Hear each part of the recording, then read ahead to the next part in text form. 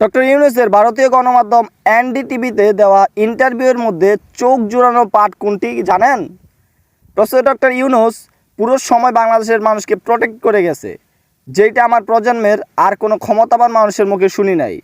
সঞ্চালক জিগাইল মানুষ ঢাকাতে নৈরাজ্য করছে, উনি উত্তর দিলেন বহুদিন পর দেশের মানুষ সত্যিকারের স্বাধীনতা পেয়েছে, তারা এনজয় করছে, আমরাও এই স্বাধীনতা এনজয় করছি। সঞ্চালক বলল, তাই বলে বঙ্গবন্ধুর মুরাল ভাঙ্গার কারণ কি?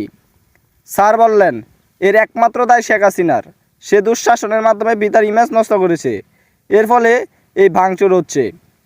সঞ্চালক এবার জানতে চাইল এই লুটরাজের কারণ কি, এটা কিভাবে দেখেন? ইউনূস একবারও মানুষের দোষ দিলেন না, বললেন এই হাসিটা দুঃশাসনের ধারাবাহিকতা, মানুষ ভোট দিতে পারে নাই বহু বছর, এই ক্ষোভ তাদের মধ্যে থাকাটাই স্বাভাবিক, ডেমোক্রেসি আসলে এসব বন্ধ হয়ে যাবে, মানুষকে ভোটের অধিকার ফিরিয়ে দেওয়াই আইন শাসন ফিরিয়ে আনার প্রথম এবং প্রধান পদক্ষেপ।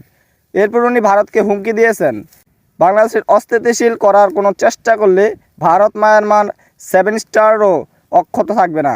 খেয়াল করেন, সে ভারত আর 7 সিস্টার আলাদা আলাদা উচ্চারণ করেছে, হুমকিটা কত ব্যাপক বুঝেছেন তো?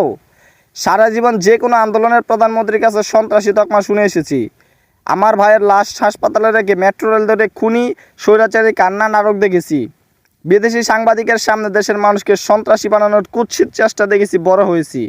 আমাদের কখনো কেউ ডিফেন্ড করে নাই, ওন করে নাই, এত মায়া দিয়ে কথা বলে আর আমার জন্য।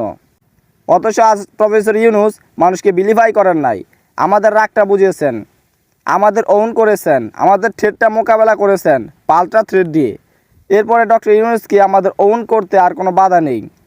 আজ থেকে আমি ওনাকে মাননীয় প্রধানমন্ত্রী বলে সম্মত করলাম। বিদেশের সাংবাদিকের কাছে যে মানুষ নিজের জনগণকে এভাবে প্রোটেক্ট করে, তার হাতে বাংলাদেশ তুলে দিতে আমাদের আর কোনো দ্বিধা থাকতে পারে না।